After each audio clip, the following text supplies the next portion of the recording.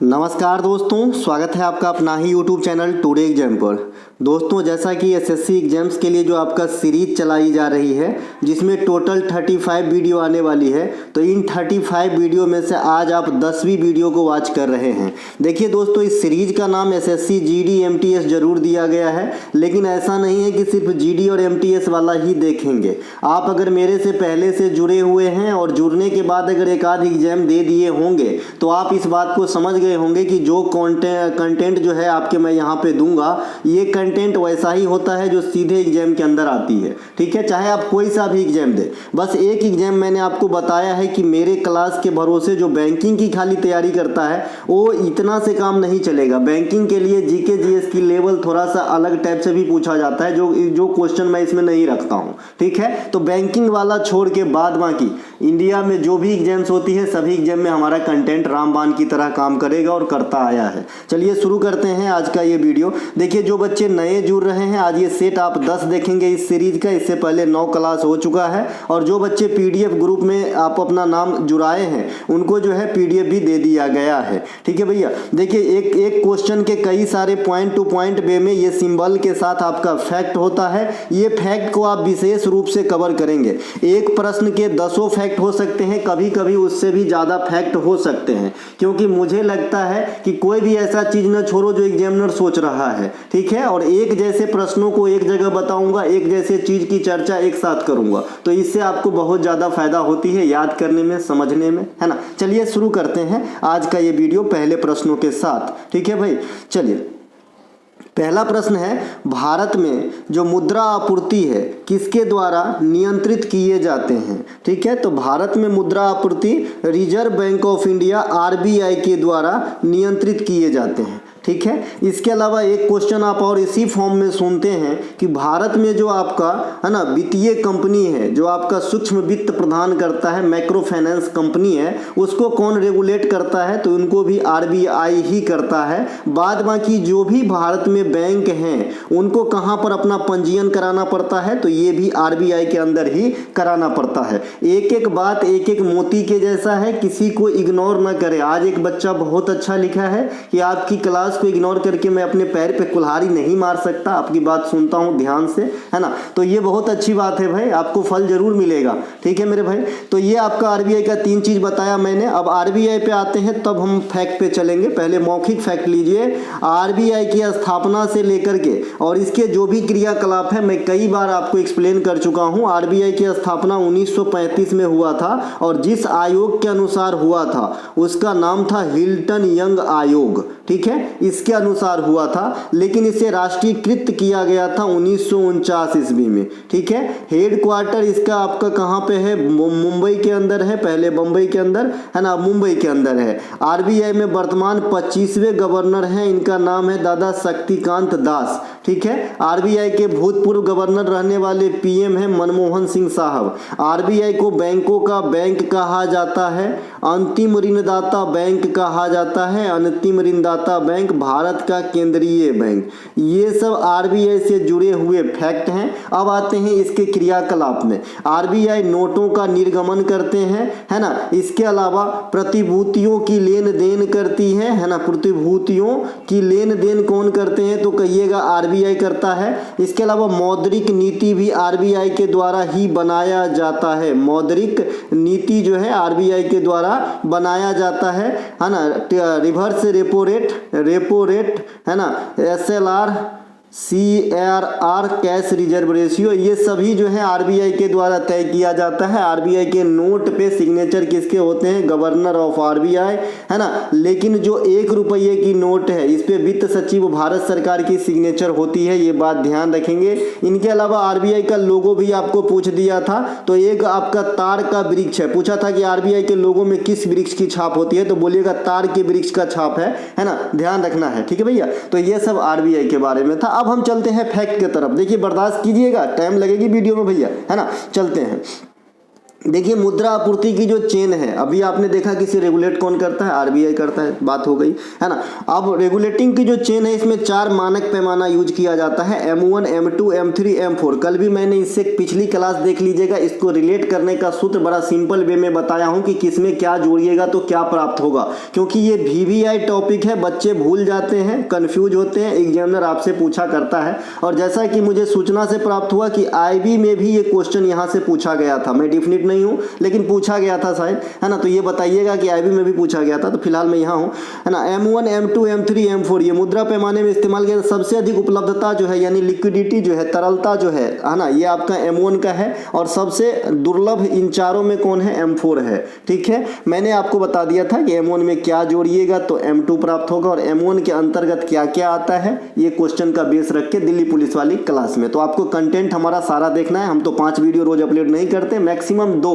और हमेशा 1, कभी कभी नहीं भी, क्योंकि टाइम की बड़ी पाबंद है। जब मुद्रा आपूर्ति बढ़ जाती है तो माल और सेवाओं की कीमत क्या हो जाती है, बढ़ जाती है। भाई मुद्रा आपके पास रहेगा तब ना आप ज़्यादा सामान खरीदोगे। मान लीजिए जामुन बिक रहा है, जैसे हम लोग बाहर रहते हैं तो यहाँ जामुन जो है ना बिकता रहता है तो ले लेते हैं, तो पैसा रहता है तब ना लेंगे। गाँव घर में रहता है तो नहीं ले पाते, क्योंकि एक तो दूसरी मन रहती है कि जामुन तो अरे फ्री का चीज़ है, ऊपर से पैसा भी नहीं रहता था, पहले की बात बता रहे हैं, है ना। तो उसी प्रकार से पैसा रहेगा तभी कोई चीज़ खरीदने का मन करता है। तो ये सीधा सीधा फंडा है, मुद्रा आपूर्ति बढ़ जाने से माल और सेवाओं की कीमत बढ़ जाती है। मुद्रा जब तरलता ज़्यादा रहेगा बाजार में, लोन ज़्यादा मिलेगा लोगों को, पैसा ज़्यादा जेब में रहेगा, सामान महंगा भी खरीद लोगे। ग्रेसम का नियम क्या है, मुद्रा प्रचलन से संबंधित है, ये भी क्वेश्चन आपके एग्जाम में पूछे जाते हैं, ग्रेसम का नियम। इसके अलावा पूर्ति अपनी मांग स्वयं बना लेती है, यह बाजार का नियम कहता है, ये ध्यान रखेंगे, यह भी जो है बाजार का नियम कहते हैं। इसके अलावा जब किसी चीज़ की कीमत बढ़ती है तो उसकी जो है मांग घट जाती है, यानी कीमत इंक्रीज, है ना, इसकी जो है मांग डिक्रीज होगा। इसके अपोजिट कीमत जो है डिक्रीज होगा तो मांग इसके इंक्रीज हो जाते हैं। ये क्या है भैया, मांग का नियम है, मांग का नियम है। ठीक है, मांग का नियम के अनुसार ये बात करी जाती है। ठीक है, ध्यान रखेंगे। इसके अलावा जो आपने ऊपर वाला देखा, पूर्ति अपनी मांग स्वयं बना लेती है, यह बाजार की नियम है। ठीक है, इसके अलावा जो नीचे आप देख रहे हैं यहाँ से काफ़ी क्वेश्चन पूछे जाते हैं कि गिफिन वस्तु क्या होती है। देखिए अभी आपने मांग का नियम जाना तभी आप गिफिन वस्तु को जान सकते हैं। तो मांग का नियम आपने क्या जाना कि किसी चीज़ का दाम जब घटेगा तो आदमी उस पर टूट पड़ता है, यानी उसकी जो है डिमांड बढ़ जाता है, और जैसे ही दाम बढ़ता है आदमी कम खरीदता है, स्वाभाविक नेचर है इंसानी। ठीक है, लेकिन जो मांग के नियम से परे हो उस वस्तु को हम गिफिन वस्तु कहते हैं। ये बिना लग्जरियस वस्तु होती है ना। गिफिन वस्तु ऐसे वस्तु को कहते हैं जो मांग के नियम से परे हो, यानी इस पे मांग के नियम का असर नहीं पड़ा, है ना। तो मांग का नियम का जब असर नहीं पड़ेगा, इसका मतलब सीधा सीधा जब इसकी दाम बढ़ेगी तो इसकी डिमांड भी बढ़ेगी, और जब इसकी दाम घटेगी तो इसकी डिमांड भी घटेगी, है ना। साधारण से ये अगर आप उदाहरण मैं इसका दूं तो मेरे ख्याल में इसकी सबसे सुंदर उदाहरण नमक का हो जाएगा। नमक एक ऐसा चीज़ है जनरली इंसान इसे यूज किए बिना नहीं रह सकता, तो जब इसकी भाव कभी बढ़ने लगेगा तो आदमी ज़्यादा खरीद लेगा कि भाई हो सकता है और भी भाव बढ़े इसका। ठीक है भाई, ध्यान रखेंगे। चलते हैं हम आगे। इसके अलावा सोनाई रूपाई वन्य जीव अभयारण्य किस राज्य में स्थित है। सोनाई रूपाई ये पूछा गया है CPO 2019 में ये क्वेश्चन।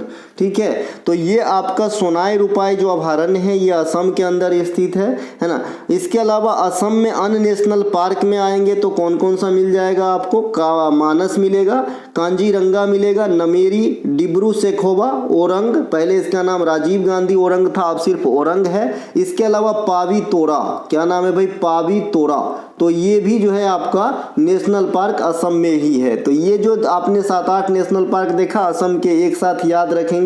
बाद बाकी असम में माजुली नदी द्वीप जो दुनिया की सबसे बड़ी नदी द्वीप है, असम का शोक ब्रह्मपुत्र नदी को कहा जाता है। आपका वाटर बेज सेकेंड जो है ये आपका ब्रह्मपुत्र नदी के मतलब प्रणाली में स्थित है, जो धुबरी से सदिया को जोड़ते हैं। तो ये बात भी आपको ध्यान रखना है, वाटर बेज सेकेंड। पहला किसको किसको जोड़ता है बताइएगा कि जो राष्ट्रीय जलमार्ग 1 है वो किसको किसको जोड़ता है, मैंने दूसरा का बताया है। पश्चिम बंगाल में बुक्सा टाइगर रिजर्व है, सुंदरबन डेल्टा है, सुंदरबन डेल्टा दुनिया की सबसे बड़ी डेल्टा है। इसमें दो नदियां जो है आप में सहायता करती है, गंगा और आपका जो है ब्रह्मपुत्र। तो गंगा ब्रह्मपुत्र डेल्टा भी इसे कहा जाता है। यहाँ की जो मेन आकर्षण है सुंदरी का वृक्ष है और आपका रॉयल बंगाल टाइगर है। तो ये भी आपको ध्यान रखना है, ठीक है भाई। यहाँ पे जो सुंदरबन डेल्टा है, पूछा गया था कि यहाँ किस प्रकार की वन पाए जाते हैं, तो यहाँ पे आपका ना दादा मैनग्रोव वन पाया जाता है। मैनग्रोव वन कैसा वन होता है? दलदली वाला वन होता है, कीचड़ वाला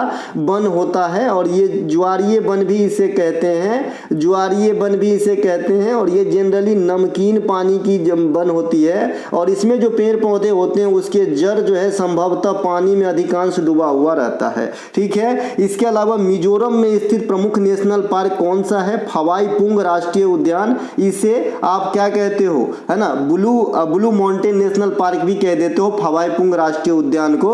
इसके अलावा Murlen national park, Ngengpui national park, Dampa national park, और ये सब जो है आपके कहाँ पे है? मिजोरम में स्थित है, ठीक है भाई। इसके अलावा बलफक्रम राष्ट्रीय उद्यान, बलफक्रम राष्ट्रीय उद्यान, नोकरेक राष्ट्रीय उद्यान, Baghmara reserve forest, Nongkhyllem national park, ये सभी के सभी आपके मेघालय में स्थित है। तो इसे ध्यान रखेंगे। अब थोड़ा सा मेघालय को समझते हैं क्योंकि यहाँ से एग्जामिनर आपको काफ़ी क्वेश्चन पूछता है। आइए, ये तो नेशनल पार्क था मेघालय में। एक मैं आपको क्लियर कर दूं कि जैसे ही आप नोकरेक देख रहे हैं वैसे ही आपको नोकरेक देख रहे हैं ना, वैसे ही आपके नोंगक्रेम होता है, ठीक है, नोंगक्रेम।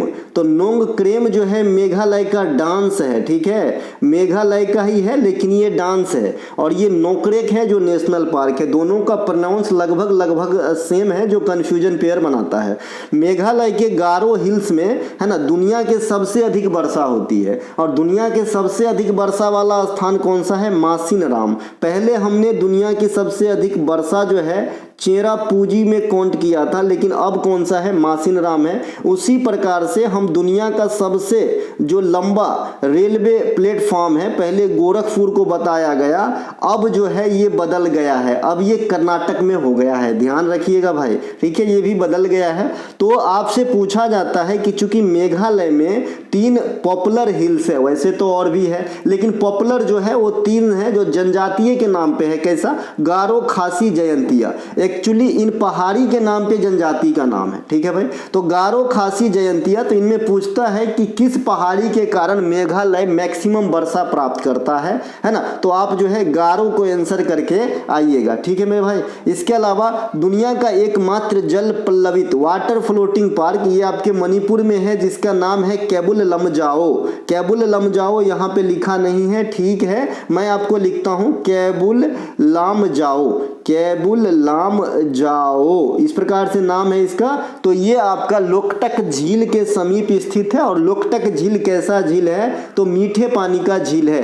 इंडिया में खारे पानी की सबसे बड़ी झील चिल्का है। तो आप बताइए मुझे कि इंडिया में सबसे लंबी या सबसे बड़ी झील कौन सा है? मैंने आपको 1000 बार बता दिया है। इसके अलावा भारत में सबसे अधिक राष्ट्रीय उद्यान मध्य प्रदेश एमपी में स्थित है नेशनल पार्क। खाली वन्य जीव अभयारण्य कहेगा तो अंडमान निकोबार में सबसे अधिक स्थित है। इसके अलावा सबसे बड़ा राष्ट्रीय उद्यान हेमिस राष्ट्रीय उद्यान लद्दाख में स्थित है। मैंने हेमिस त्योहार, हेमिस राष्ट्रीय उद्यान और आपका हेमिस और क्या बताया था? मठ भी बताया था। एक हेमिस मठ भी है बौद्ध धर्म से संबंधित और ये भी लद्दाख में है। तीनों के तीनों चीज लद्दाख में है, ठीक है भाई। इसके अलावा सबसे छोटा राष्ट्रीय उद्यान की बात करेंगे साउथ बंटन, ये भी अंडमान निकोबार में है। इसके अलावा सबसे बड़ा tiger reserve Nagarjuna Sagar Shri slam Andhra Pradesh में स्थित है। और कल मैंने आपको बताया था कि 4th पंचवर्षीय योजना में सलेम लौह अयस्क की स्थापना की गई जो तमिलनाडु में है, तो उसका नाम है सलेम और इसका नाम है श्री सैलम।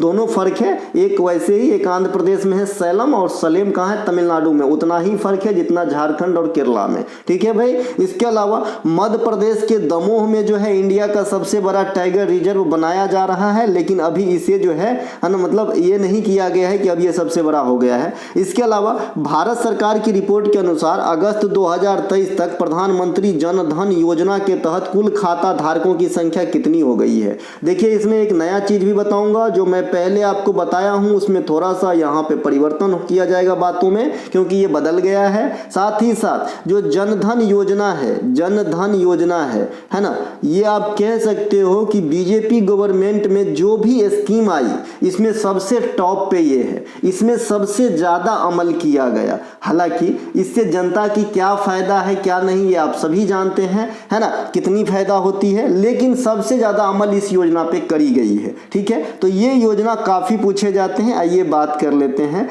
तो अगर अगस्त 2023 तक की रिकॉर्ड देखें तो लगभग 50.09 करोड़, 50 करोड़ के करीब जो है ये आपका खाता खुल चुके हैं मेरे भाई। इंडिया की पॉपुलेशन अभी वर्तमान में विश्व बैंक के अनुसार 142 करोड़ है ना, इसमें 50 करोड़ यानी 33-34% लोग ने जो है अपना खाता खुला लिया। तो इसमें कुछ बच्चे भी, नाबालिग भी है, तो आप समझ सकते हैं कि बहुत ज्यादा खाता खुल गया भाई।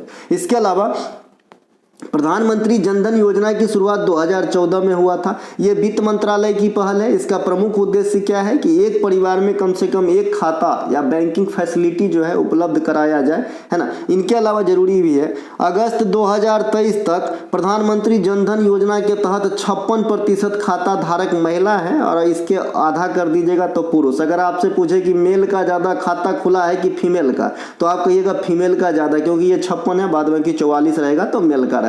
तीसरा का कुछ होता होगा तो बताइएगा हमको। इसके अलावा अगस्त 2023 में प्रधानमंत्री जनधन खाता धारकों को लगभग 34 करोड़ लोग जो है ना, अगस्त 2023 तक उनको रुपए कार्ड जारी कर दिया गया है। अब इस रुपए कार्ड से क्वेश्चन आपके एग्जाम में आएगा, लिख लो कहीं, है ना। मैं जो बोलता हूं उसे ध्यान जरूर दीजिएगा भैया, है ना। तो मैं बताया हूं ना कि ये जगह छोटा हो सकता है, चैनल छोटा हो सकता है, लेकिन बात वही बताऊंगा जो एग्जाम में आएगी। ठीक है भाई, तो यहाँ पे है ना आपसे पूछा जाएगा कि रुपए कार्ड जो आपका जनधन खाता धारकों को जारी करके दिया गया है, तो उसमें मैक्सिमम रिस्क कवर कितने रुपये की है दुर्घटना होने पे, तो 2 लाख रुपये की। इसमें देखिए अलग अलग स्कीम है, एक टाइम पाबंद है कि इससे पहले जो खाता खुलाया है उसको इतना मिलेगा, और सबसे मैक्सिमम वाला जो रखा गया है तो 2 लाख रुपया। तो आपको इसी लैंग्वेज में पूछेगा कि मैक्सिमम रिस्क कवर कितनी है इस रुपए कार्ड धारक की जो जनधन खाता के तहत खोले गए हैं, तो 2 लाख रुपया। अब तक खोले गए सभी खाताओं में लगभग 67% खाता जो है ग्रामीण या कस्बा क्षेत्र से आया है, जो पूरा तरीके से शहर नहीं है। ठीक है, तो अगर आपसे पूछे ग्रामीण क्षेत्र में कितनी खाता, तो 67। बाद बाकी जो आपका कितना हो जाएगा भैया, गणित तो हमसे ज्यादा तेज है आपका, है ना, 33% मेरे ख्याल में होगा, तो वो शहरी क्षेत्र से है। प्रधानमंत्री जनधन बीमा योजना में ओवरड्राफ्ट को बढ़ा के अब 10,000 रुपया कर दिया गया है। मैं किसी जमाने में 5,000 रुपया बताया था, इसको रिप्लेस करके मैक्सिमम 10,000 रुपया कर लीजिएगा ओवरड्राफ्ट। ओवरड्राफ्ट क्या होता है आप सभी को बताया था कि ओवरड्राफ्ट क्या होता है। ओवरड्राफ्ट लाइक क्रेडिट कार्ड के जैसे होता है ना, कि आपके खाता में पैसा नहीं भी रहेगा फिर भी 10,000 रुपया तक जो है आप निकाल सकते हो, किसी को चेक के माध्यम से पे कर सकते हो। ओवरड्राफ्ट उसे कहते हैं, आपको अग्रिम पे करता है। ठीक है, प्रधानमंत्री जनधन योजना का नारा क्या था, मेरा खाता मेरा भाग, माने खाता मेरा भाग्य विधाता, इस प्रकार से, मेरा खाता भाग्य विधाता, इस प्रकार से जो है इसका लोगो था। ठीक है भैया, इसके अलावा लोगों ने मतलब थीम कह सकते हैं। इसके अलावा पीडीएफ प्लान है, थोड़ा सा 1 मिनट टाइम लेंगे भैया, है ना। देखिए पीडीएफ की लिंक आपको जो है डिस्क्रिप्शन में है, वो व्हाट्सएप की लिंक है, क्लिक कीजिएगा, व्हाट्सएप पे मैसेज करना होगा। एक मैसेज करते ही ये सभी जो आपका ग्रीटिंग मैसेज के तहत जो है ये मैसेज आपको हूबहू लिखा हुआ प्राप्त होगा। आपको जो सा भी मतलब प्लान लेना है सिलेक्ट करके आप ले सकते हैं। जो बच्चे एसएससी की तैयारी करते हैं उसे मैं कहूँगा कि आप 60 वाली प्लान खरीदें। जो करंट क्लास आप देख रहे हैं इसका 35 वीडियो मिलेगा, बाद बाकी 57 एक रेडी पोजीशन में पीडीएफ मिलेगा। 57 क्लास का पीडीएफ है, यानी इस क्लास में जितना होगी उससे भी दोगुनी, लेकिन समय के साथ कुछ बातें बदल जाती है, इसीलिए अब ये क्लास भी देखना जरूरी है ना। तो 57 और इसके साथ 20 से अधिक टॉपिक वाइज मिलेगी, तो एक 30, 20, 50, 55 और 57 लगभग 112 इस प्रकार की क्लास की अगर आप पीडीएफ पढ़ेंगे और थोड़ा बहुत भी अगर आप आधुनिकता से जुड़े हैं, मतलब आजकल समाचार वगैरह कहीं देख लिए, फिर न्यूज वगैरह थोड़ा सुन सुन लिए या फिर करंट से थोड़ा बहुत भी जुड़े हैं, तो आपको कोई भी दिक्कत एग्जाम में नहीं होगी। मैं कहीं लिख के दे सकता हूँ। अगर आप लॉन्ग टाइम तैयारी करते हैं, एसएससी के साथ कुछ और भी देते हैं, तो आपके लिए 100 रुपया वाला या 90 रुपया वाला बेटर है। बाद में कि आप 25 रुपया से लेके 35, 60, 70 सब ले सकते हैं। अभी 3 एक्टिव प्लान है, एक तो बीएसएससी एसआई के लिए बिहार के लिए चल रहा है, यूपी पुलिस के लिए चल रहा है और एसएससी के लिए कंबाइंड सीरीज जो आप देख रहे हैं, ठीक है। बाद में कि 2 पास्ट में समाप्त किया गया है, एक 57 सीरीज समाप्त किया गया है, एक 21 सीरीज समाप्त किया गया है, ठीक है भाई। तो 100 में सब मिल जाएंगे। बाद में कि अपने अपने हिसाब से देख लीजिएगा मैसेज करने के बाद। ये नंबर भी है, इस नंबर पे भी कर सकते हैं, डायरेक्ट लिंक क्लिक करके कर सकते हैं, है ना। चलिए अगला है ए हिस्ट्री ऑफ द सिख नामक पुस्तक के लेखक कौन है? तो ए हिस्ट्री ऑफ द सिक्स नामक पुस्तक के लेखक है खुशवंत सिंह। खुशवंत सिंह जाने माने राइटर है। खुशवंत सिंह के अन्य पुस्तकों में आएंगे, है ना। तो आपका कल मैं आपको जो बताया था सेना से संबंधित खुशवंत सिंह की पुस्तक यूपी पुलिस में, वो किताब का नाम अगर आपके जहन में थोड़ा भी याद हो, जितना ही याद हो, पूरा जरूरी नहीं है कि लाइन याद रहे, आधा भी याद है तो मुझे लिख के भेजिएगा, ताकि मैं ये देखना चाहता हूं कि जो बच्चे मुझे कंसस पसंद करते हैं वो यूपी पुलिस वाला भी वीडियो देखता है या नहीं देखता है, ठीक है। तो यहाँ पे रखिएगा। इसके अलावा मैं अनफॉरगेटेबल मेमोरीज के लेखिका आपके ममता बनर्जी है, ये पश्चिम बंगाल की जो है मुख्यमंत्री हैं। इनके अलावा चेंजिंग इंडिया भूतपूर्व प्रधानमंत्री मनमोहन सिंह साहब की किताब है। ये मैंने पूछा भी था, कोई बच्चे नहीं बताया। उर्जित आर पटेल का बताया, बिमल जलान का बताया, लेकिन मनमोहन सिंह का नहीं बताया, ठीक है। एग्जाम बारियर नरेंद्र मोदी की पुस्तक है। मैटर्स ऑफ डिस्क्रिएशन और ऑटोबायोग्राफी, ये इंद्र कुमार गुजराल की पुस्तक है। Citizen and society Hamid Ansari साहब की पुस्तक है। सिटीजन दिल्ली माई लाइफ, है ना,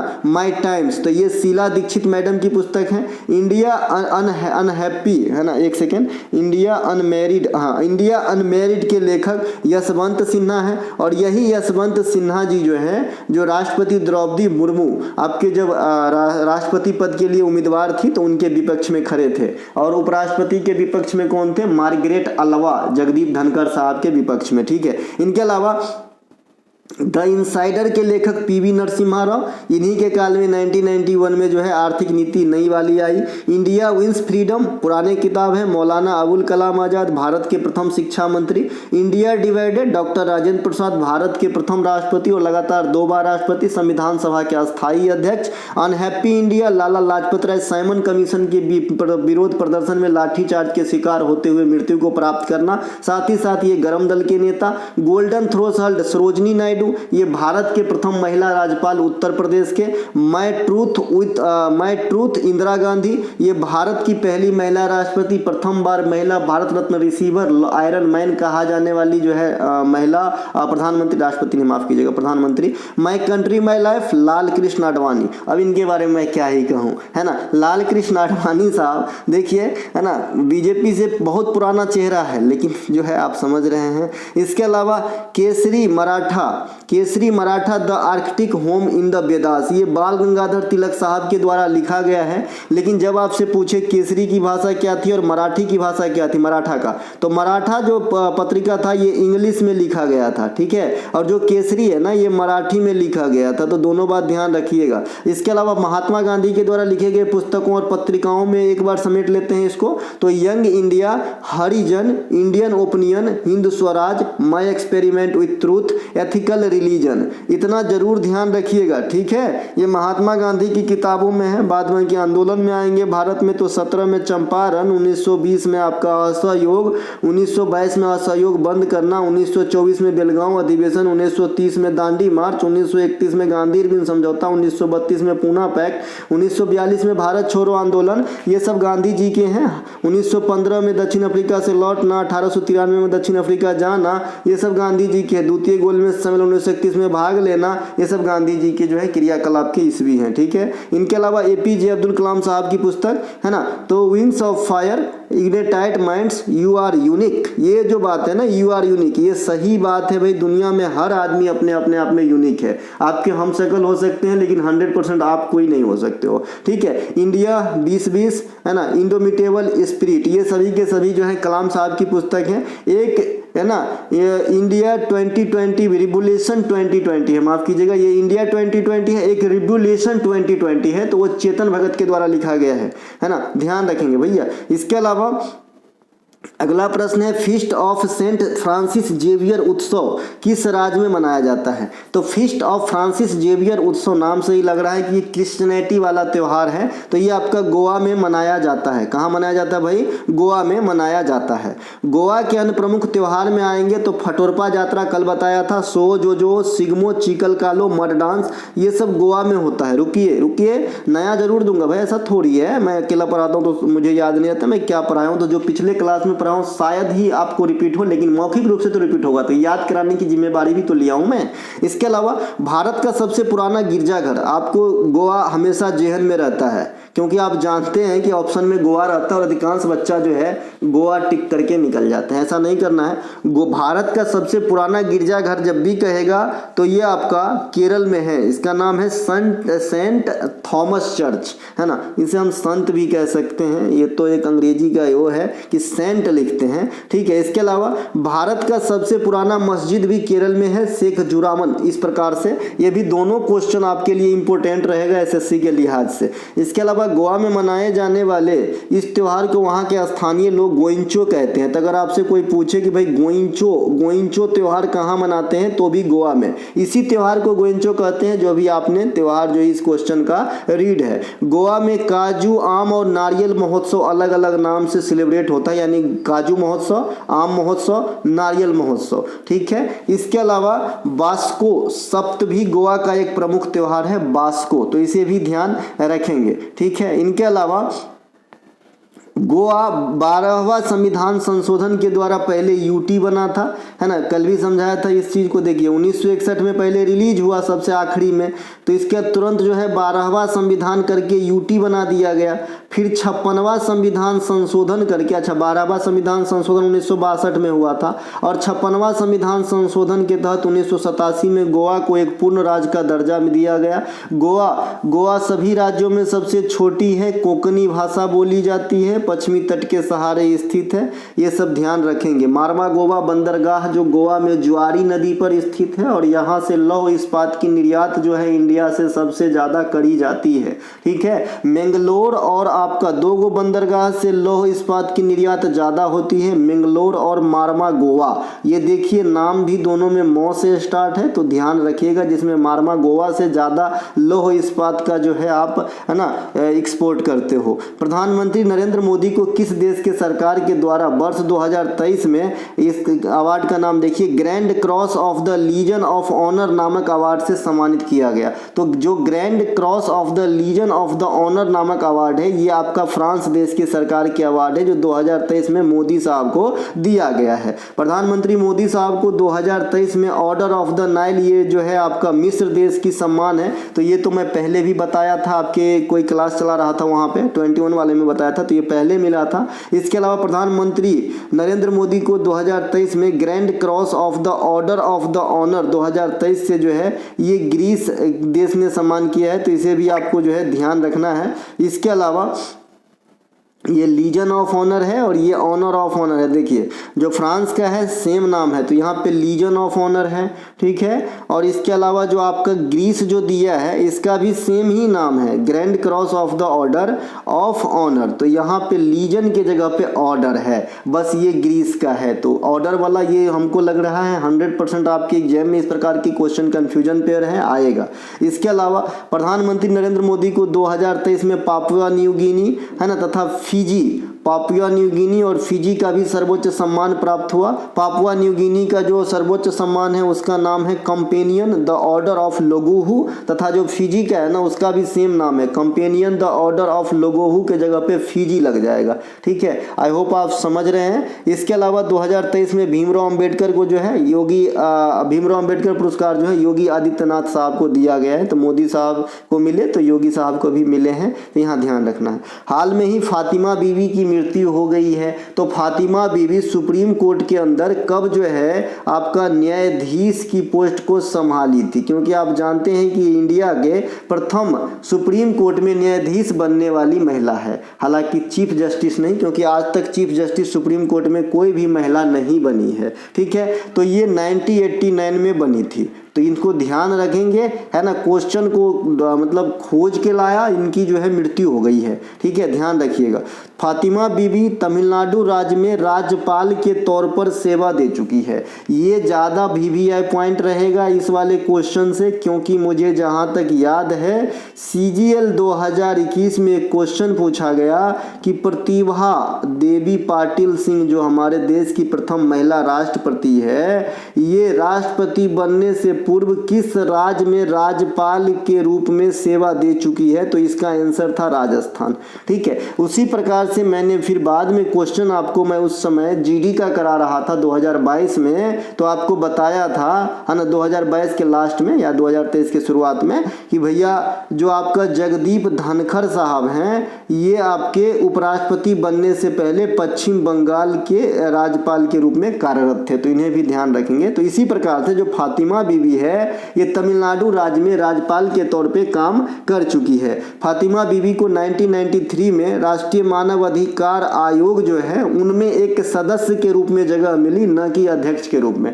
क्योंकि आप जानते हैं कि राष्ट्रीय मानव अधिकार आयोग के अध्यक्ष भी जो है रिटायर्ड जज ही बनते हैं। हाई कोर्ट के प्रथम महिला जो मुख्य न्यायाधीश है लीला सेठ, तो ये हाई कोर्ट में कब मुख्य न्यायाधीश के पोस्ट पे बैठी, तो 1991 में ये हिमाचल प्रदेश उच्च न्यायालय में मुख्य न्यायाधीश के रूप में महिला बनी थी पहली बार। इनके अलावा भारत की पहली महिला न्यायाधीश अन्ना चांडी, है ना, ये सत्र न्यायालय की है। लेकिन तेलंगाना राज्य की प्रथम महिला मुख्य न्यायाधीश हिमा कोहली, ये करंट सेक्शन की क्वेश्चन है। इनके अलावा राष्ट्रीय रेल संग्रहालय कहाँ स्थित है, रेल की भी कहानी से आपके क्वेश्चन आते हैं। रेल आपके 1853 में डलहौजी के द्वारा चलाया गया था। पहला ट्रेन जो है CSMT, है ना, टू थाना चला था, यानी T चला था। ये रेलवे का कोड है भाई, थाना का T होता है, CSMT का होता है छत्रपति शिवाजी महाराज टर्मिनस, यानी बॉम्बे, उस समय BT हुआ करता था, बॉम्बे टर्मिनस। तो वहाँ से थाना के बीच ये 34 किलोमीटर की दूरी तय करे थे। 1853 में डलहौजी के काल में चलाया गया था रेल वर्तमान में भी भारत सरकार के सबसे बड़े नियोक्ता है, और आज ही असिस्टेंट लोको पायलट का वैकेंसी भी आया है, ठीक है। इनके अलावा भैया जो रेल हो गया, रेल की बात करेंगे तो रेलवे बोर्ड का गठन 1905 में हुआ था। रेलवे बोर्ड में अभी जया वर्मा मैडम जो है ना, CEO के पोस्ट पे कार्यभार संभालने वाली महिला बनी है, तो इन्हें बहुत बहुत धन्यवाद और स्वागत करता हूं। और ये आप जरूर ध्यान रखिएगा, जया वर्मा मैडम को जो है रेलवे बोर्ड में अध्यक्षा बनी है, क्योंकि महिला बनती है तो ज़्यादा क्वेश्चन पूछा जाता है। PT उषा को याद रखिएगा, ओलंपिक समिति में, है ना, कि महिला बनी है, ठीक है, अध्यक्ष। इनके अलावा तो मैं यहाँ रेल से हट के आ जाता हूँ। रेल दिल्ली में है भैया, भारत राष्ट्रीय रेल संग्रहालय। राष्ट्रीय समुद्र विज्ञान ये गोवा पणजी में है। मत्स्य विद्यालय अनुसंधान संस्थान ये तूतीकोरिन में है ना, तूतीकोरिन। इसके अलावा राष्ट्रीय वन अनुसंधान ये आपका देहरादून में है।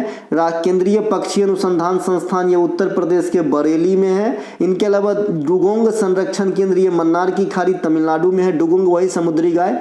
भारतीय भूवैज्ञानिक सर्वेक्षण मुख्यालय कोलकाता में है। भारतीय मिट्टी वाला जो सोयल विज्ञान संस्थान है ये भोपाल में है। भोपाल में इसरो के मास्टर फैसिलिटी केंद्र भी है हासन के अलावा। इसके अलावा भारतीय पुरातत्व सर्वेक्षण का मुख्यालय ये नई दिल्ली में है। तो ये कुछ संस्थान, बाद में की सुदूर संवेदी संस्थान के बारे में बता ही दिया था कि किस प्रकार के रहेंगे। तो आपको जो है एक बार देहरादून लगाना है और एक बार आपका हैदराबाद लगाना है, ठीक है मेरे भाई। चलते हैं हम आगे। इसके अलावा वर्ष 2023 तक भारत में कुल कितने मुख्य बंदरगाह हैं, ठीक है। देखिए यहाँ से क्वेश्चन पिछली बार एग्जाम में आपसे पूछा गया है कि 2022 के अंत तक भारत में कुल कितने छोटे छोटे बंदरगाह है। आज मैं इस प्रकार की क्वेश्चन से संबंधित सारा झंझट ही यहाँ खत्म करता हूँ। जब भी कोई क्वेश्चन आएगा आप निराश नहीं लौटोगे, क्वेश्चन को फोड़ के आओगे। आइए, वर्ष 2023 तक जो है भारत में 13 मुख्य बंदरगाह है।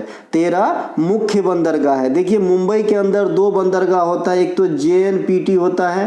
JNPT को कृत्रिम बंदरगाह का संज्ञा दिया गया है। कृत्रिम बंदरगाह का संज्ञा दिया गया है आपको JNPT का। इसका फुल फॉर्म भी पूछा जाता है, जवाहरलाल नेहरू पोर्ट ट्रस्ट होता है, ठीक है। और ये कंटेनर वाली बंदरगाह है। यहाँ कंटेनर, क्योंकि इसकी रेलवे कनेक्टिविटी बढ़िया है, ठीक है भाई। तो ये कंटेनर वाला बंदरगाह, हम एक एक बात आगे कर लेंगे। 13 बंदरगाह को देखेंगे। फिलहाल ये इमेज देखिए, ये आपका जो है बंदरगाह का ये है, कोई बच्चा आप लोगों में से ही दिया है तो मैं आप तक जो है शेयर कर रहा हूँ। ये जो भी आपका है ना, ये इस कलर का है, थोड़ा सा लाल कलर का, ये मेजर वाला है। बाद बाकी जो है इस कलर का जो दिख रहा है काला काला, ये सब माइनर वाला छोटे छोटे पोर्ट्स हैं, ठीक है। इधर रहेगा तो इधर अरब सागर है, इधर आपका बंगाल की खाड़ी है, फिर भी बहुत सारे बंदरगाह है जो नदी पर स्थित है। इन सभी बातों को मैं आगे लेकर के चलता हूँ, आपको दिखाता हूँ। अभी मैंने आपको कहा कि राष्ट्रीय वाटरवे एक जो है कहां से कहां जोड़ता है, आपको आंसर देना है।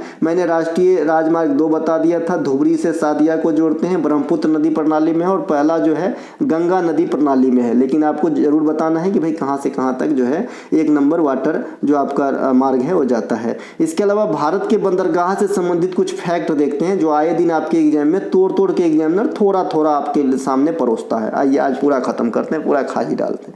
देखिए, भारत में कांडला को ज्वारीय बंदरगाह के रूप में जाना जाता है। इसे मुक्त व्यापार क्षेत्र के रूप में मान्यता प्राप्त है। कार्गो कंटेनर के हिसाब से यह सबसे बड़ा बंदरगाह है, कार्गो कंटेनर, ठीक है। इसके अलावा मैंगलोर और मरमा गोवा बंदरगाह से सबसे अधिक लौह अयस्क का निर्यात होता है। उसमें भी ये कोस्ट में सबसे अधिक किसे रिलेट कर रहा है, मरमा गोवा को, है ना। तो मरमा गोवा से जो है सबसे अधिक लौह अयस्क, वैसे मैंगलोर बंदरगाह से भी लौह अयस्क आयरन ओर का जो है एक्सपोर्ट किया जाता है। आयरन का भी सबसे ज्यादा प्रोड्यूसर स्टेट ओडिशा है, जहां बादाम पहाड़ी से प्रोड्यूस करी जाती है। कोलकाता बंदरगाह हुगली नदी पर स्थित है ना। इसका नाम बदलकर अब श्यामा प्रसाद मुखर्जी बंदरगाह कर दिया गया है, ध्यान रखिएगा। इनके अलावा मरमागुबा, यह जुआरी नदी के मुहाने पर स्थित है। और अभी आपको जुआरी नदी पूछा गया था कि ये किस नदी पर है, दिल्ली पुलिस के एग्जाम में, है ना। बताइएगा पूछा गया था कि नहीं पूछा गया था,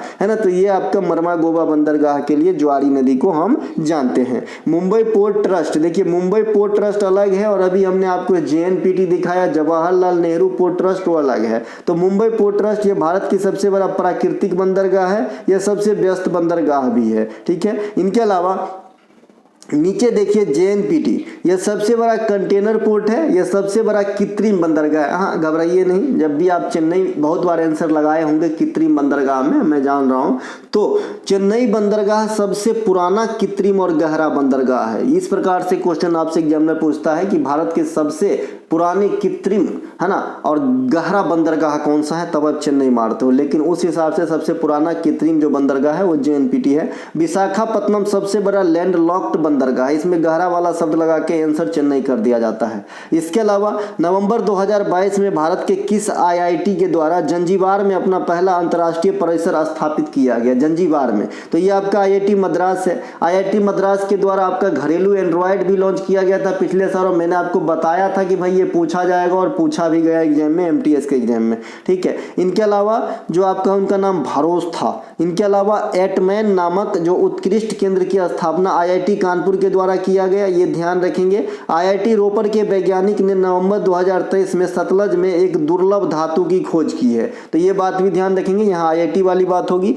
आब परहड़ी, इस प्रकार का नाम है एप्लीकेशन, आब परहड़ी ऐप, जो जल जमाव की समस्या से निपटान के लिए उपाय ढूंढेगा, ये IIT दिल्ली ने खोजा है। तो ये सब जो है आपके IIT की संबंधित बात है, ध्यान रखिएगा, ठीक है। पूछा जाता है, एक बार पूछा गया कि किस IIT ने जो है कैंसर को ढूंढने के लिए आपका जो है एक प्रकार का किट बनाया है, ठीक है। इसके अलावा नासिक अभिलेख किस शासक से संबंधित है, तो जो नासिक का अभिलेख है ये गौतमी बलश्री से संबंधित है। गौतमी पुत्र भी लगा दे तो कोई दिक्कत नहीं है, क्योंकि आप जानते हैं कि सातवाहन वंश इतिहास में एक ऐसा वंश हुआ जो मात्र सत्तात्मक जैसे दिख रही है, क्योंकि हर शासक अपने आगे, है ना, अपनी माता का नाम लिखते थे। तो गौतमी बलश्री, गौतमी पुत्र सतकर्णी, ये सब सातवाहन वंश के प्रमुख शासक हुए। सातवाहन वंश के संस्थापक सिमुक था। सिमुक कौन था भाई, सिमुक, जिन्होंने सीसा के सिक्का, ये वंश सीसा के सिक्का चलाने हेतु जो है प्रसिद्ध है। प्रयाग प्रशस्ति अभिलेख काफी बार पूछा जाता है, ये इलाहाबाद में स्थित है। यह गुप्त शासक समुद्रगुप्त को रिलेट करता है। समुद्रगुप्त के दरबारी कभी पूछे जाते हैं, हरिसेन होता है। समुद्रगुप्त को भारत का नेपोलियन कहा जाता है, और समुद्रगुप्त जो है सीसा पे बीना बजाते हुए दर्शाया गया, सीसा नहीं सिक्का पे, कॉइन पे। इसके अलावा जूनागढ़ का अभिलेख जो गुजरात में स्थित है, ये जो है रुद्रदामन प्रथम जो शक शासक हुआ करता था उनसे ताल्लुकात रखते हैं, ठीक है भैया। इसके अलावा ए होल अभिलेख, ये भी काफ़ी बार एग्जाम में आता है। बात तो वही करूंगा जो एग्जाम में आता है, ये तो आप भी जानते हो।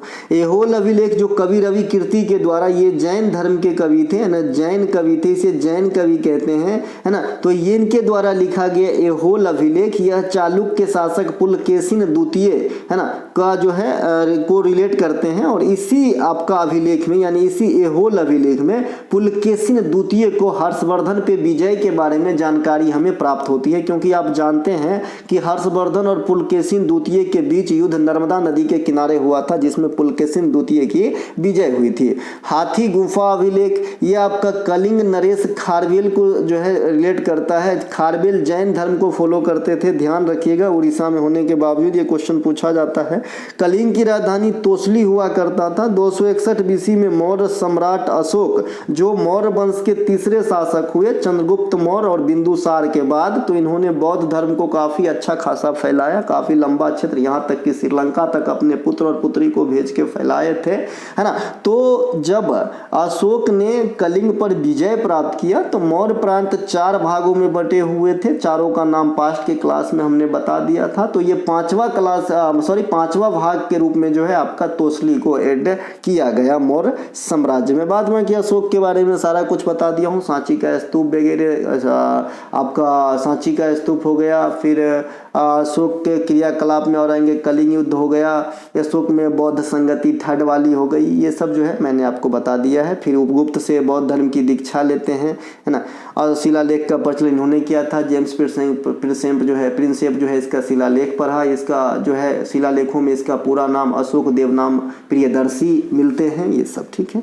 इसके अलावा भारत में कौन सा दर्रा उत्तराखंड और तिब्बत को जोड़ता है? तो भारत में उत्तराखंड से तिब्बत को जोड़ने या छूने वाला दर्रा मुलिंगला दर्रा है। मुलिंगला दर्रा गंगोत्री के उत्तर में स्थित है। उत्तराखंड में माना दर्रा भी है, नीति दर्रा भी है। माना दर्रा, नीति दर्रा, नीलिमा, माना, नीति, नीलिमा, लिपुलेख, है ना, लिपुलेख।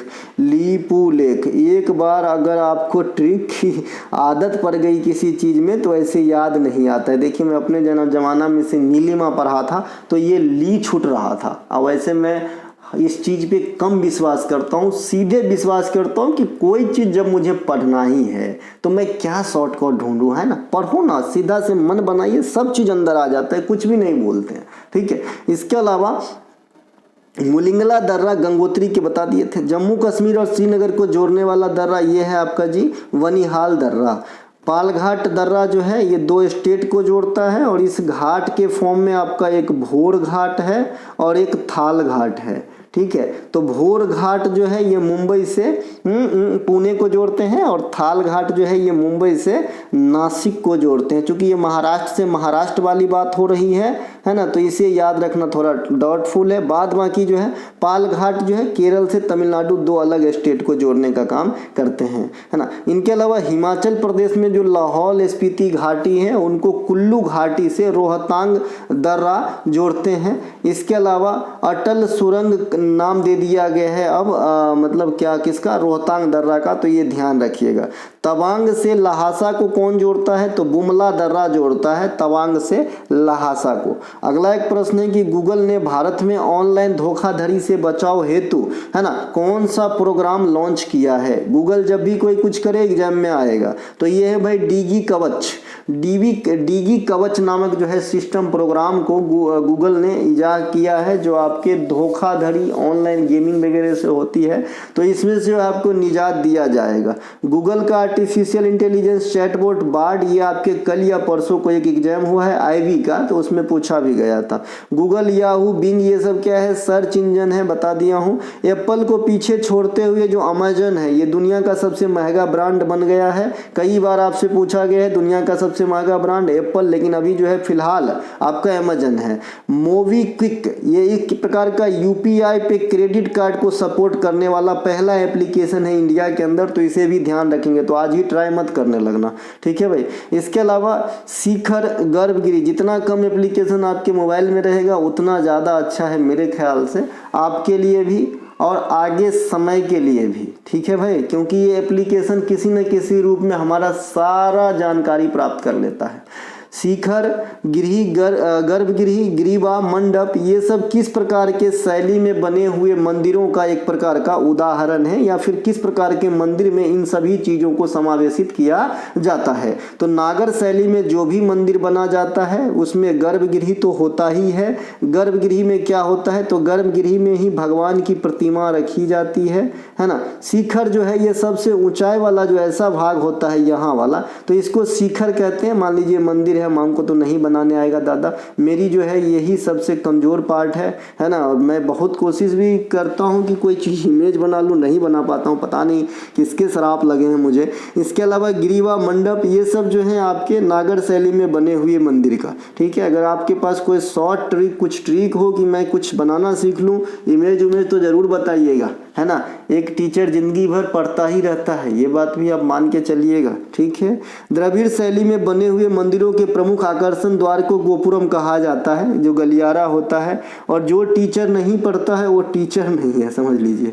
इसके अलावा उत्तर भारत में अधिकांश मंदिर नागर शैली में बने होते हैं, जबकि साउथ में द्रविड़ शैली में बने होते हैं। इसके अलावा द्रविड़ शैली और नागर शैली में बने मिली जुली मंदिर को हम बेसर शैली कहते हैं। स्तूप के जो ऊपरी भाग होता है उसे छत्र या हर्निका कहते हैं, और हर्निका के ऊपरी भाग को हम यष्टि कहते हैं। ये बौद्ध धर्म का बात हमने करा, जो आपके एग्जाम में क्वेश्चन आता है, ठीक है। स्तूप क्या होता है बौद्ध धर्म में, उनके महत्व के जो भी आपकी है ना चीज़ रहते हैं उसे संरक्षित रखने की एक ढेर। स्तूप का बेसिकली अर्थ ढेर से ही होता है। जैसे आपने बालू का स्तूप भी सुना होगा, बालू का स्तूप, बालू का टिब्बा जो जमा होते होते हवा के माध्यम से बन जाता है, उसे बालू का स्तूप कहा जाता है। तो उसी प्रकार से स्तूप का मतलब बौद्ध धर्म के अंदर, चूंकि ये धार्मिक चीज है तो इसे हम वहां से रिलेट नहीं करेंगे। ये क्या होता है कि जो बौद्ध धर्म के हित की चीज होती है उसे यहाँ पे सहेज के रखे जाने की जगह को हम स्तूप कहते हैं। सिंपल सी बात है। इसके ऊपरी भाग को छत्र या हर्निका कहते हैं, हर्निका से भी ऊपरी भाग को यष्टि कहते हैं,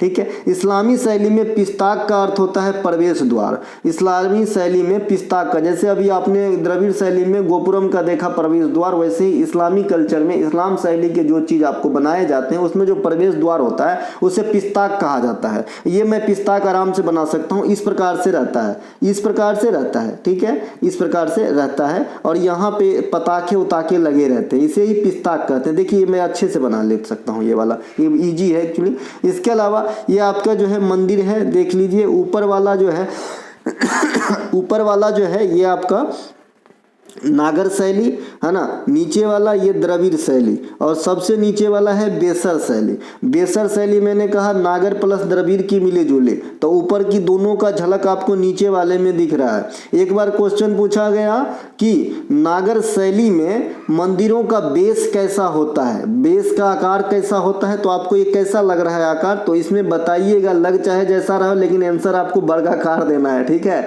वर्गाकार आंसर देना है। नागर शैली में जो भी मंदिर होते हैं उसके बेस जो है या पैड होते हैं वो कैसा होता है, तो वर्गाकार होता है। द्रविड़ शैली में यही चीज आपसे पूछेगा तो ये आप रेक्टेंगल टाइप से आयताकार बताना, ठीक है, आयताकार बताना, ठीक है मेरे भाई, ध्यान रखना इन चीज को। एक क्वेश्चन पूछा गया है, यहाँ मैं समावेशित नहीं कर पाया है ना, लेकिन पीडीएफ में जरूर लिख के दूंगा। किस लोक नृत्य को स्टिक डांस भी कहा जाता है, तो स्टिक डांस हम कोलानू कोलाटम को कहते हैं, ठीक है, कोलनालू कोलाटम को हम स्टिक डांस या छड़ी डांस भी कह देते हैं, लेकिन स्टिक डांस ही ज्यादा रखिएगा क्योंकि छड़ी डांस एक जगह और होता है, ठीक है। इसके अलावा हॉर्नबिल त्योहारों का त्योहार कहा जाता है। ये 10 दिन तक आपका नागालैंड में दिसंबर माह में शुरुआती सप्ताह में मनाई जाती है। अंबुबाची मेला असम के कामाख्या मंदिर परिसर में मनाई जाती है, जो शक्तिपीठ है, और ये भी जो है पूर्व का कुंभ कहलाता है। इनके अलावा बतुकम्मा का त्योहार ये फूलों का त्योहार कहलाता है, और ये देवी गौरी के सम्मान में तेलंगाना में मनाई जाती है। याओसांग फेस्टिवल को मणिपुर की होली कहा जाता है। ये 5 दिनों तक सेलिब्रेट किया जाता है। इसी याओसांग फेस्टिवल के अवसर पे वहाँ के लोगों के द्वारा, यानी मणिपुर के लोगों के द्वारा थवल चंगवा नामक जो है डांस को परफॉर्म किया जाता है। मकर संक्रांति को ही उत्तरायण, मकर बिलक्कू, पोंगल, लोहड़ी, माघसाजी इत्यादि के नाम से 14-15 जनवरी को पूरे भारतवर्ष में हम मनाते हैं। इसके अलग अलग नाम है, अलग अलग लिख दिया हूँ, लेकिन आपको पहचानना है। ये उत्तरायण है ना, मकर बिलक्कू, पोंगल, लोहड़ी और माघसाजी कहाँ कहाँ का है, आपको 5 स्टेट का नाम लिखना है। हालांकि जो है लोहड़ी 2 स्टेट हरियाणा पंजाब दोनों हो जाएगा। तो 6 स्टेट का नाम इसी लाइन में लिखना है, आप लोगों के लिए होमवर्क है, ठीक है भाई। आज बहुत सारे बच्चे ने जवाब दिया, कल मैंने टिस्को का, सेल का और आपका क्या SBI का, इसके अलावा RBI का, इसके अलावा भी BCCI का और भारतीय ओलंपिक संघ का, ऐसे करके 5-6 का गठन का वर्ष पूछा था। बहुत अच्छा लगा, बहुत ज़्यादा कॉन्शियस बच्चे हैं, बहुत हीरे लोग हो आप लोग, ठीक है भाई। इसके अलावा सेंडोल नृत्य को लद्दाख का शाही नृत्य कहा जाता है, इसे भी ध्यान रखिएगा। इसके अलावा छऊ नृत्य को भारत में अर्ध शास्त्रीय नृत्य का दर्जा दिया गया है। यह 3 स्टेट में होता है, उड़ीसा, झारखंड और पश्चिम बंगाल। कलबेलिया नृत्य को गुलाबो सपेरा का नृत्य कहा जाता है, राजस्थान से संबंधित है। अगला है, बैंक के किसी ग्राहक को अपने चालू खाता में जमा राशि से अधिक के चेक काटने के लिए दी गई अनुमति को क्या कहा जाता है। अभी हमने आपको बताया था प्रधानमंत्री जनधन योजना में कि भाई अब जो है ओवरड्राफ्ट की सीमा 10,000 कर दिया गया है,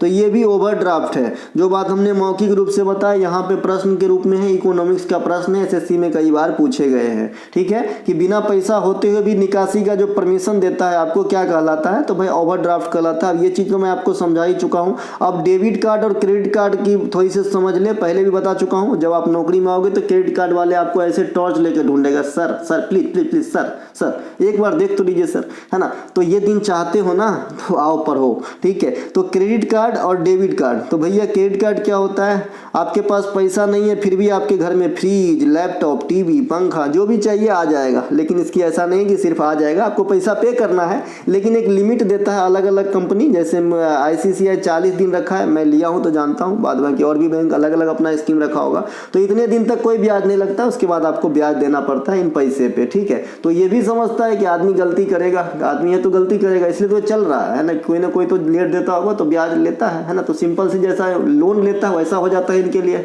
ठीक है। तो क्रेडिट कार्ड चलता है, बाद बाकी डेबिट कार्ड है, आप लोग यूज करते ही हैं, पैसा रहेगा तो निकलेगा, नहीं तो नहीं निकलेगा।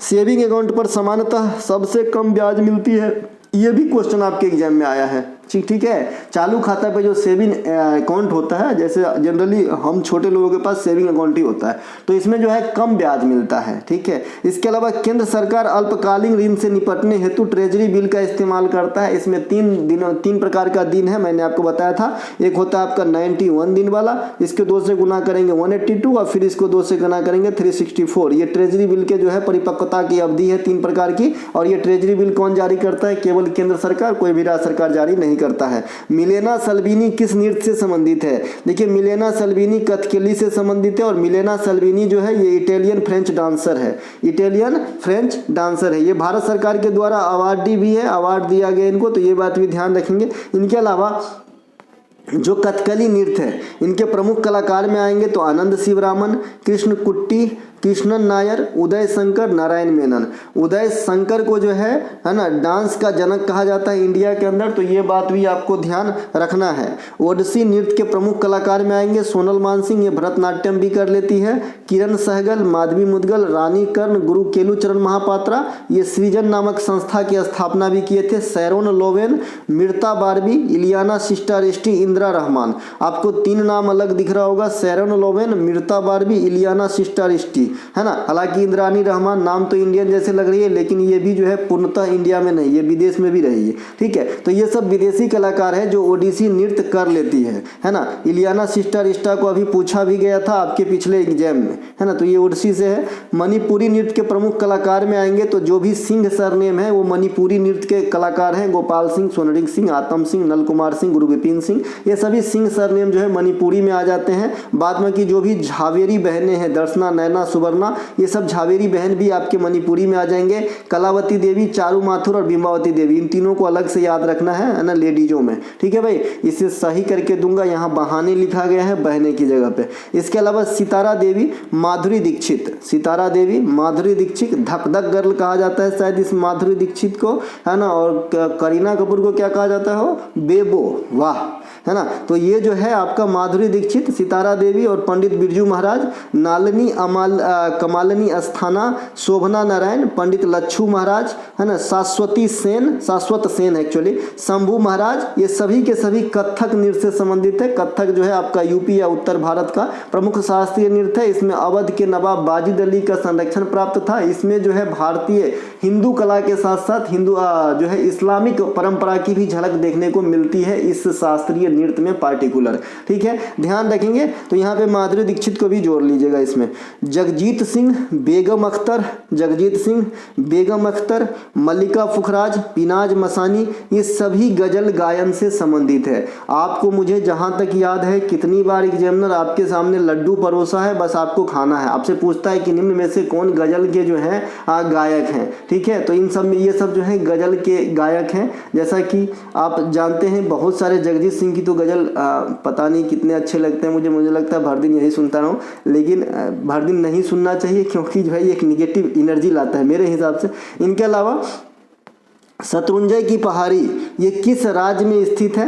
तो ये आपका गुजरात में स्थित है, शत्रुंजय की पहाड़ी। धीनोधर की पहाड़ियाँ पूछा गया था, ये भी गुजरात में स्थित है। अब आइए पहाड़ी से हट के थोड़ा गुजरात की और भी सैर करवाते हैं आपको, जो आपके एग्जाम में आता है। ठीक है, देखिए गुजरात में पालीताना का जैन मंदिर है। एगो जैन मंदिर कहाँ पे है? पारसनाथ के समेत शिखर में। एगो कहाँ पे है? माउंट आबू में है। ठीक है, ये सब जैन मंदिर है। ठीक है, बाद बाकी पट्टादकल की जो मंदिर समूह है वहाँ भी एक जैन मंदिर है, उन्हें भी ध्यान रखिए, भूलिएगा नहीं। जैन धर्म से संबंधित जल मंदिर बिहार में, वो भी जैन मंदिर है। ठीक है, तो ये सब जैन मंदिर थोड़ा थोड़ा ध्यान रखेंगे।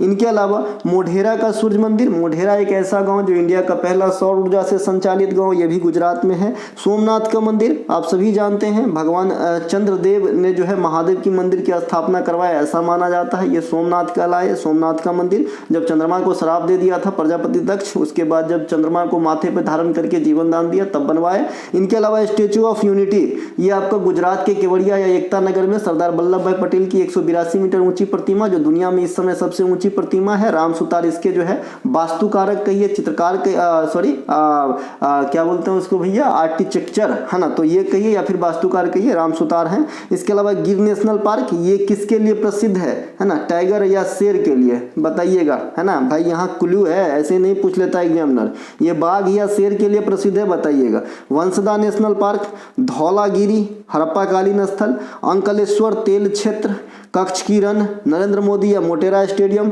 एशिया का सबसे बड़ा सीएनजी टर्मिनल भावनगर गुजरात, नवसारी और सूरत के जरी के काम के लिए प्रसिद्ध है, रानी की वाव, लोथल, शिवराजपुर समुद्री बीच। ये सभी के सभी कहाँ पे मिलेगा आपको? गुजरात में मिलेगा। ये शिवराजपुर समुद्री बीच ना छोटे मोटे बीच नहीं है, इसे ब्लू फ्लैग प्राप्त है। ब्लू फ्लैग मतलब जो समुद्री बीच को सर्टिफिकेट दिया जाता है। इसके अलावा धौलागिरी एकमात्र हड़प्पाकालीन स्थल है जिसे यूनेस्को में शामिल किया गया है, 2021 में रंगप्पा मंदिर के साथ किया गया था। अब यूनेस्को में जो है ना 42 स्थल हैं भारत के, 2 नए आए हैं। 2 नए कौन सा आए हैं भैया? तो 2 नए में आए हैं आपका, एगो आया है शांति निकेतन और एगो जो है आपका होयसल की मंदिर समूह। ठीक है, पलकोंडा की पहाड़ी, बोरा की गुफा, अरकू घाटी, इंडिया का सबसे गहरा लैंडलॉक्ड बंदरगाह विशाखापत्तनम, सूर्यलंका समुद्री बीच, ऋषिकोंडा समुद्री बीच, पापीकोंडा नेशनल पार्क, नागा अर्जुन सागर टाइगर रिजर्व। ये सभी के सभी कहाँ पे हैं? आंध्र प्रदेश में है, ध्यान रखिएगा, है ना। यहाँ पे आंध्र प्रदेश में लिख नहीं पाया, लिख दूंगा, लेकिन ये आंध्र प्रदेश में है। जो भी चीज आपने कहा पकड़ लिए होंगे आप किससे? विशाखापत्तनम बंदरगाह से। इसके अलावा राजस्थान की सबसे ऊंची चोटी गुरु शिखर, जो अरावली की भी सबसे ऊंची चोटी है ना। इसकी कितनी हाइट है? हाइट भी पूछा गया था आपके एक सीजीएल के एग्जाम में। इसके हाइट कितने हैं? तो 1722 मीटर है। और दुनिया के 3 बड़े बड़े जो ऊंचे ऊंचे आपका पहाड़ियां हैं उनको जरूर चोटी जो है उनको हाइट जरूर याद है। माउंट एवरेस्ट 8850 दुनिया में पहला है, 8611 गॉडविन ऑस्टिन दूसरा है और 8586 कंचनजंगा तीसरा है। महाराष्ट्र में सर्वाधिक ऊंचाई चोटी वाली जो स्थान है यह है कालसिवाई। इसके अलावा पूर्वी घाटी की सबसे ऊंची चोटी, यहाँ से कहानी अच्छा स्टार्ट होता है जो आपके एग्जाम में डायरेक्ट आते हैं। पूर्वी घाटी की सबसे ऊंची चोटी जिंदगरहा है। ठीक है, पश्चिमी घाट की सबसे ऊंची चोटी अन्नामलाई कार्डेमम हिल या इलायची पहाड़ी जो आपके केरला में है। पूर्वी घाट और पश्चिमी घाट का मिलन स्थल नीलगिरी पहाड़ी है जो आईबी के एग्जाम में प्रथम शिफ्ट में पूछा गया था, परसों या चौथे रोज जो पहले दिन हुआ था। तमिलनाडु की सबसे ऊंची चोटी, दक्षिण भारत की दूसरी सबसे ऊंची चोटी भी आपका अन्नामलाई के बाद यानी नीलगिरी। इसके अलावा उड़ीसा राज्य की सबसे ऊंची चोटी देवमाली है। झारखंड की सबसे ऊंची चोटी पारसनाथ है। ये सब आपको ध्यान रखना है। राज्यपाल राज्य में महाधिवक्ता की नियुक्ति किस आर्टिकल के अनुसार करते हैं? तो राज्य में महाधिवक्ता की नियुक्ति जो है आर्टिकल 165 के अनुसार करते हैं। केंद्र और राज्य में केंद्र के द्वारा राज्यों में राज्यपाल की नियुक्ति का प्रावधान ये कनाडा के संविधान से लिया गया है। राज्यपाल की नियुक्ति राष्ट्रपति के द्वारा किया जाता है और राज्यपाल जो है राष्ट्रपति के प्रसाद पर्यंत पद को धारण करते हैं, यानी जब तक राष्ट्रपति चाहे तब तक रह सकते हैं। राज्यों में जो कार्यपालिका का प्रधान होते हैं ये आपका कौन होते हैं भैया? राज्यपाल ही होते हैं। राज्यपाल राज्यों में कार्यपालिका का प्रधान होता है, जो मुख्यमंत्री, महाधिवक्ता इत्यादि अधिकारीगण की नियुक्ति भी करते हैं। राज्यपाल का पद अनुच्छेद 153 में वर्णित है। 153 आर्टिकल के अनुसार ही एक ही राज्यपाल एक या दो से अधिक राज्यों में राज्यपाल के पद पर तैनात रह सकते हैं। इसके लिए एक संवैधानिक संशोधन किया गया था, जिसका 7वां संविधान संशोधन नाम दिया गया था, और ये क्वेश्चन में 57 सीरीज में बताया, और इसके बाद 2 बार ये क्वेश्चन पूछा गया कि 7वां संविधान संशोधन किससे संबंधित है, बताइएगा। तो ये आपका राज्यपाल जो है ना, एगो राज्यपाल एक से अधिक राज्य में सेवा दे सकते हैं एट अ टाइम। लेकिन आर्टिकल कौन सा काम करता है? 153 जो राज्यपाल के पोस्ट वाली आर्टिकल है। अटॉर्नी जनरल ऑफ इंडिया के आर्टिकल 76 है। कौन नियुक्ति करते हैं? राष्ट्रपति। ये भारत सरकार के सबसे बड़े कानूनी या विधिक अधिकारी होते हैं, है ना। इनके अलावा ये जो है आपका वोटिंग नहीं करता है, बाद में संसद के कार्यवाही में भाग ले सकते हैं। राष्ट्रपति केंद्र में कार्यपालिका का प्रधान और संसद के अभिन्न अंग होते हैं। राष्ट्रपति के जो क्षमादान का अधिकार है आर्टिकल 72 में है। राज्यपाल के पास भी क्षमादान के अधिकार है, अनुच्छेद 161 में है। महबूब नदीम किस वाद्य यंत्र से संबंधित है? तो ये सितार बजाते हैं महबूब नदीम, ठीक है। सितार के अन्य कलाकारों में आएंगे तो पंडित रविशंकर सबसे पॉपुलर। इनके अलावा निखिल बनर्जी, अनुष्का शंकर, अरविंद पारेख, बुद्धादित्य मुखर्जी, विलायत खान, ये सभी के सभी सितार प्ले करते हैं, है ना। कुछ करते थे, अब कुछ हमारे बीच नहीं है। पंडित रविशंकर भारत के लिए पहली बार ग्रैमी अवार्ड 1968 में वेस्ट मीट्स ईस्ट के लिए दिया गया। 1999 में इन्हें भारत रत्न से सम्मानित किया गया। पंडित रविशंकर के द्वारा लिखा गया पुस्तकों में राग कामेश्वरी प्रमुख है, तो इन्हें भी पूछा जा चुका है आपके एग्जाम में, राग कामेश्वरी। दमयंती, हंस दमयंती के लेखक राजा रवि वर्मा है। जब भी आपको राजा रवि वर्मा की पुस्तक पूछता है तब एक एग्जाम्पल में राग कामेश्वरी भी देता है, इसीलिए इसे डिस्क्राइब कर दिया भैया, है ना, एक्सप्लेन कर दिया थोड़ा सा। इसके अलावा Yehudi Menuhin, N Rajan, S Gopal Krishnan, L Subramaniam, Kunnakudi Vaidyanathan violin से संबंधित है। ये सभी के सभी वायलिन से संबंधित है। पिछला जो एसएससी का एग्जाम हुआ उसमें सारंगी सबसे टॉप पे रहा था वाद्य यंत्र में पूछे जाने वाले में। अब मुझे ऐसा लग रहा है कि वायलिन ज़्यादा पूछे जाएंगे। इनके अलावा जाकिर हुसैन, अल्लाह रखा, गुदई महाराज, लतीफ़ खान, कृष्णा महाराज, अंबिका प्रसाद, कृष्णा महाराज नहीं है, इसको लिखिएगा किशन महाराज, है ना, किशन महाराज। हालांकि अर्थ एक ही है लेकिन लिखने में फ़र्क है, किशन महाराज है। ये सभी के सभी तबला से संबंधित है। बांग्लादेश के कितने राज्य भारत अपनी सीमा साझा करते हैं? तो 5 राज्य जो है भारत के बांग्लादेश के साथ सीमा साझा करते हैं, असम, पश्चिम बंगाल, मिजोरम, मेघालय और त्रिपुरा। बांग्लादेश के साथ भारत की सबसे लंबी सीमा 4096 किलोमीटर लगती है। त्रिपुरा एक ऐसा राज्य है कि 3 ओर से बांग्लादेश से घिरा हुआ है। भारत में सुंदरबन डेल्टा बांग्लादेश तक फैला हुआ है। बांग्लादेश में गंगा नदी जब जाती है तो इसे पद्मा कहा जाता है, और जब ब्रह्मपुत्र की धारा आती है इधर से तो इस ब्रह्मपुत्र की धारा को यमुना कहा जाता है बांग्लादेश में पहुंचने के बाद। और जब यही दोनों धारा मिल जाती है तो इस संयुक्त धारा को मेघना कहा जाता है। यानी समझे, जब आपका देखिए गंगा नदी फिर से 2 भाग में, तो 2 धारा से मिलकर बनती है, अलकनंदा और भागीरथी से मिलकर बनती है यहाँ पे देव प्रयाग में। तो मान लीजिए बांग्लादेश में जा रहा था, पश्चिम बंगाल में जो है वो रह गया तो ये हुगली, ये जो गया बांग्लादेश में तो ये हो गया आपका पद्मा, है ना, पद्मा, है ना। और जब इधर से आपका ब्रह्मपुत्र आया तो जब पार्टिकुलर जब तक नहीं मिला था तो ये मान लीजिए बांग्लादेश का एरिया है, तो इधर इसको यमुना कहा गया आपका ब्रह्मपुत्र वाला धारा को।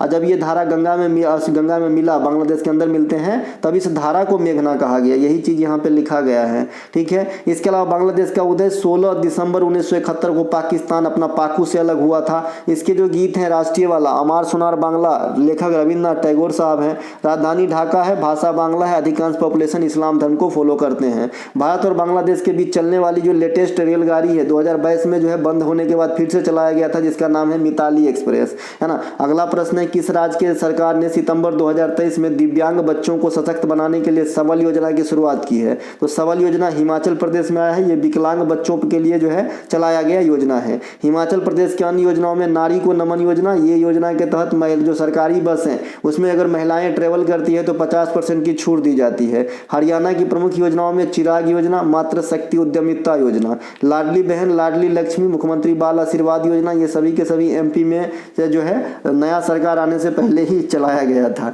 आबुआ आवास योजना ये आपके झारखंड के हैं। मोघर योजना उड़ीसा के हैं। हमारी बेटी हमारी मान योजना ये छत्तीसगढ़ में चलाई गई थी। निम्नलिखित चित्रकला तथा उनसे संबंधित राज्यों के साथ किसका मिलान जो है आपका सही किया गया है, पूछ रहा है। फुलकारी चित्रकला, फुलकारी चित्रकला तो ये आपका जो है हिमाचल प्रदेश है। कलमकारी चित्रकला आंध्र प्रदेश है। इससे स्क्रॉल पेंटिंग उड़ीसा है। कालीघाट पेंटिंग झारखंड है। ये कौन सा हो गया, देखिए एक सेकेंड, हाँ, तो ऑप्शन नंबर बी यहाँ पे राइट आंसर है। कलमकारी चित्रकला आंध्र प्रदेश है। उस दिन मैं शायद इसको गुजरात बता दिया था, नीचे कमेंट पिन कर दिया था, है ना। इसे मैं गुजरात बता दिया था फ्लो में जब एनालिसिस करवाया था तभी, है ना। कलमकारी से कुछ पूछा गया होगा मेरे ख्याल में। तो कलमकारी चित्रकला ये आंध्र प्रदेश का है ना, ध्यान रखेंगे। इसके अलावा स्क्रॉल पेंटिंग ये उड़ीसा का नहीं, ये राजस्थान का है स्क्रॉल पेंटिंग, ठीक है। स्क्रॉल पेंटिंग को ही फर चित्रकला कहा जाता है जो राजस्थान की होती है। फुलकारी पंजाब क्षेत्र में हो जाएंगे, कालीघाट आपके बंगाल में हो जाएंगे। तो ये सब चित्रकारी है। इसके अलावा मिथिला पेंटिंग बिहार में, सोराई खोबर झारखंड में, गुलेर या कांगड़ा चित्रकला ये आपके हिमाचल प्रदेश में हो जाएंगे। भित्ति चित्रकला ये उड़ीसा राज्य में है। बरली या फिर रंगोली पेंटिंग ये आपका महाराष्ट्र में। रंगोली पेंटिंग ध्यान रखिएगा किसी दीवार पे नहीं होता, ये फर्श पे होता है। ये मैं देखता हूँ और मैं अपने घर में भी दीपावली के समय बनाता हूँ, मैं भी महाराष्ट्र में रहता हूँ।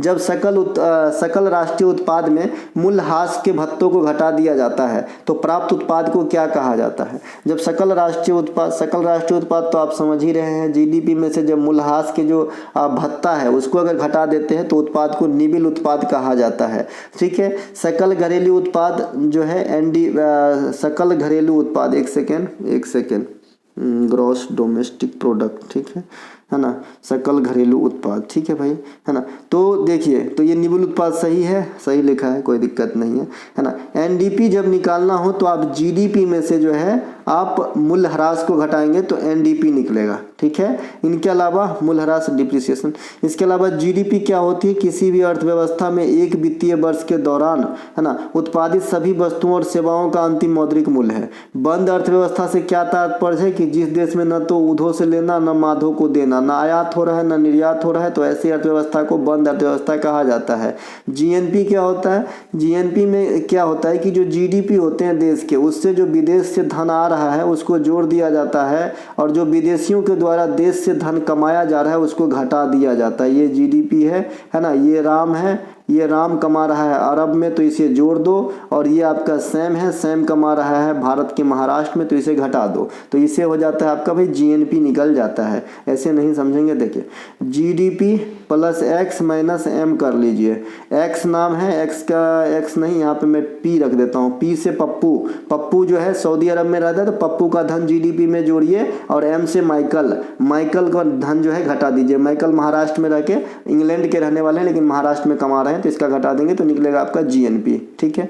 इसके अलावा जीएनपी में जब मूल्यह्रास को घटा देते हैं, अब ये निकालने के बाद जब इसमें से डिप्रिसिएशन को घटाएंगे तो आपका जो है एनएनपी प्राप्त होगा, है ना, जिसे राष्ट्रीय आय कहा जाता है, ठीक है भाई। तो ये सब आपको ध्यान रखना है। इसके अलावा एक चीज और पूछा जाता है कि कारक लागत पर, भारत में कारक लागत पर शुद्ध राष्ट्रीय उत्पाद को राष्ट्रीय आय कहते हैं, तो यही पूछा जाता है आपको कि भाई किस लागत पे, ठीक है। भारत में शुद्ध राष्ट्रीय उत्पाद को राष्ट्रीय आय कहते हैं किस लागत पर, तो आप बताएंगे कारक लागत पर, ठीक है।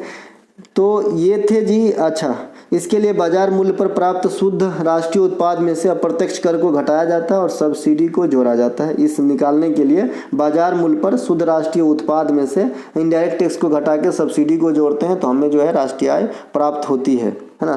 तो दोस्तों ये थे आज के प्रैक्टिस सेट का सेशन। और भी प्रश्न है क्या? और भी है भाई, है ना। किस भारतीय शहर को यूनेस्को के द्वारा म्यूजिक सिटी घोषित किया गया है? ठीक है भाई, देखिए म्यूजिक सिटी जो है ना, ये ग्वालियर को घोषित किया गया है। ग्वालियर में क्या होता है, तानसेन समारोह में होती है और तानसेन सम्मान की वितरण होती है ग्वालियर में। ग्वालियर में रूप सिंह स्टेडियम भी है ना। तो केरल में के कोझिकोड को यूनेस्को ने साहित्य का शहर कहा था। यूनेस्को ने बनारस को 2015 में संगीत की नगरी बताया था, है ना। यूनेस्को की स्थापना 1945 मुख्यालय आपका कहाँ पे है, फ्रांस में है और वर्तमान अध्यक्ष आंद्रो ओजेलो है। यूनेस्को ने पहली बार आगरा का किला, अजंता का गुफा, एलोरा का गुफा और ताजमहल को 1983 में भारतीय तरफ से इंक्लूड किया। 2021 में दूगो रंगप्पा मंदिर धौलावीरा, 2023 में शांति निकेतन और होयसल मंदिर समूह। अब यहाँ पे क्वेश्चन है कि छोटी आंत, बड़ी आंत, रसघानी और अग्नाशय में कौन सा पाचन तंत्र का भाग नहीं है? तो रसघानी पाचन तंत्र का भाग नहीं है, बाद बाकी जो है सब पाचन में अपनी अपनी रोल अदा करते हैं। मनुष्य में पाचन जो है मुंह से स्टार्ट हो जाता है, जहाँ लार में उपस्थित टाइलिन नामक एंजाइम भोजन में आए हुए मांड या स्टार्च को जो है पचाने के लिए, है ना, एक्टिव हो जाता है। मनुष्य की भोजन अंतिम रूप से जो है पच जाती है छोटी आंत में। सबसे अधिक समय तक छोटी आंत में भोजन रहती है। भोजन का स्वांगीकरण भी छोटी आंत में होती है, यानी जो भोजन से हमें मिलेगा, है ना, एनर्जी वगैरह, तो वहाँ से जो है अवशोषित किए जाते हैं, स्वांगीकरण किया जाता है। इसके अलावा भोजन को पचाने में HCl अम्ल मदद करता है, जो आए हुए कीटाणु जीवाणु को मारने के लिए भी उत्तरदायी है। साथ ही साथ भोजन को जो है अम्लीय मोड में ले जाता है ताकि पचने में आसान हो। इसके अलावा पेप्सिन और रेनिन एंजाइम निकलती है उधर से, ये भी भोजन को पचाने में मदद करते हैं, लेकिन ये प्रोटीन पे काम करता है। पेप्सिन सभी प्रकार के प्रोटीन पे, लेकिन रेनिन का एक खासियत है, ये दूध वाली प्रोटीन पे काम करता है। ठीक है, ऐसा नहीं कि तुरंत पचाइए देता है, मिला नहीं कि पच गया, तो छू मंतुर जादू नहीं होता है, मतलब प्रोसेस में डालता है, पेप्टाइड में बदलता है, यानी साधारण प्रोटीन में तोड़ता है। ठीक है, तो ये थे दोस्तों आज के प्रैक्टिस सेट का सेशन। अच्छा लगा है तो अपने दोस्तों को जरूर शेयर करें। हम मिलेंगे अगले वीडियो में। जिन भाई बंधुओं को PDF के बारे में जानकारी चाहिए, डिस्क्रिप्शन में लिंक है, लिंक क्लिक करके व्हाट्सएप मैसेज करके जानकारी ले सकते हैं। जय हिंद, जय श्री राम।